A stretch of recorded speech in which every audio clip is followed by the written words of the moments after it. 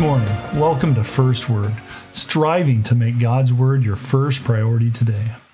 Today, as we return to Psalm 145, we're going to finish looking at the 5 promises that David made that we can also make. Psalm 145 says, I will extol you, my God, O King, and I will bless your name forever and ever. Every day I will bless you, and I will praise your name forever and ever. Great is the Lord and greatly to be praised, and his greatness is unsearchable.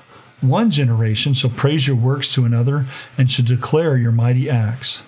I will meditate on the glorious splendor of your majesty and on your wondrous works. Men shall speak of your might and your awesome acts, and I will declare your greatness. As we come to this 4th promise that David made, he says, I will meditate on the glorious splendor of your majesty and on your awesome works, in verse 6.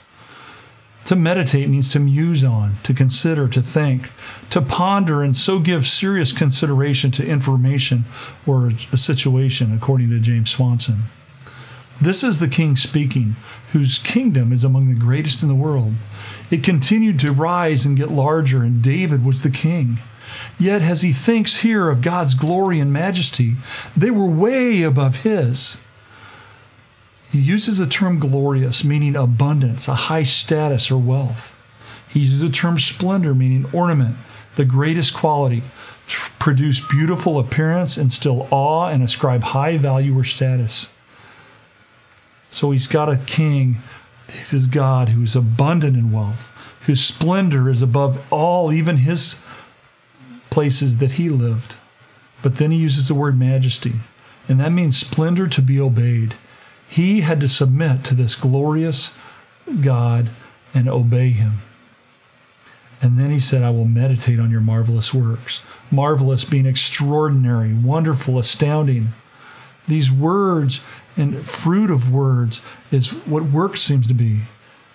As we look at the definition in Hebrew, that word works looks like word. But all the translators translated it works. And as I pondered that, I decided that it has to be because it was God's spoken creation, God's sovereign plan that is dictated beforehand. Now, as we reflect upon this marvelous God, this glorious God, there's no place for boredom. No individual as a believer should be able to say, I'm bored. To simply begin to reflect upon what God is, who God is, and what God has done should keep us from any boredom. The 5th and final promise that David gives in this passage, I will declare thy greatness. To declare means to recount, to tell, to proclaim, to inform. Speaking words which give an accounting of an event or principle. Greatness means recognition and honor. And this week, as people watch the World Series, they may be declaring the greatness of Albert Pujols or Nelson Cruz. What will this mean in the future? Maybe not a lot.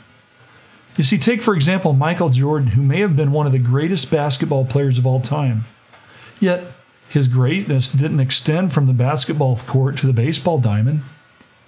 And what is he doing today? He's selling underwear and T-shirts. See, God's greatness, though, is overall and deserves our recounting and retelling his work in our lives as we are witnesses to the world. May our thoughts, words, and actions extol God as we praise his name and declare his marvelous works. I hope that as you go through the day today, that you can let your words be full of praise as you extol and bless our great God.